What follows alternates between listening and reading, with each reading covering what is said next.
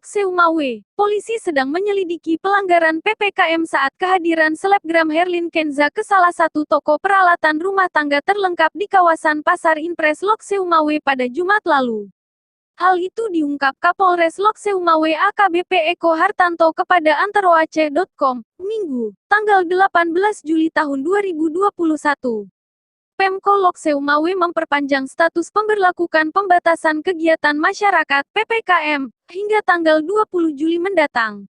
Kita sedang menyelidiki pelanggaran PPKM itu, dan perkembangan penyelidikan akan kami kabarkan ke rekan-rekan, ungkap Eko Hartanto via telepon.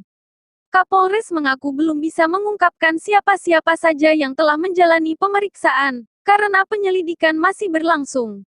Ia menegaskan kasus COVID-19 terus meningkat, sehingga semua pihak harus benar-benar menerapkan protokol kesehatan di setiap kegiatan, untuk memutus mata rantai penyebaran.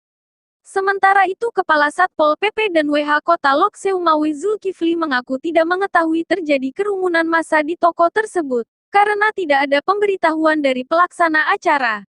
Sejauh ini pihaknya belum memberikan konsekuensi terhadap pelanggaran PPKM tersebut, karena acara telah berlangsung. Kalau waktu terjadi kerumunan kita ketahui, pasti kita akan bubarkan massa di toko tersebut.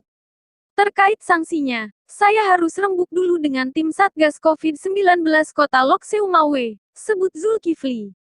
Ia menambahkan, pelanggar PPKM bisa mendapatkan sanksi sesuai aturan yang telah ditetapkan. Bila itu terjadi terhadap pelaku usaha, izinnya bisa dicabut. Untuk diketahui, Herlin Kenza di sebuah toko grosir di kawasan Pasar Impres Kota Lok Seumawe pada Jumat tanggal 16 Juli lalu menyebabkan kerumunan warga. Kejadian tersebut dikecam netizen, karena dianggap melanggar PPKM. Dalam unggahan video di akunnya @herlinkenza, selebgram asal Banda Aceh itu mendapat pengawalan aparat keamanan. Saat memasuki toko Herlin berjalan di atas red karpet merah layaknya artis ternama. Kejadian itu pun langsung menimbulkan beragam komentar netizen terutama soal kerumunan warga yang melanggar prokes tanpa memakai masker.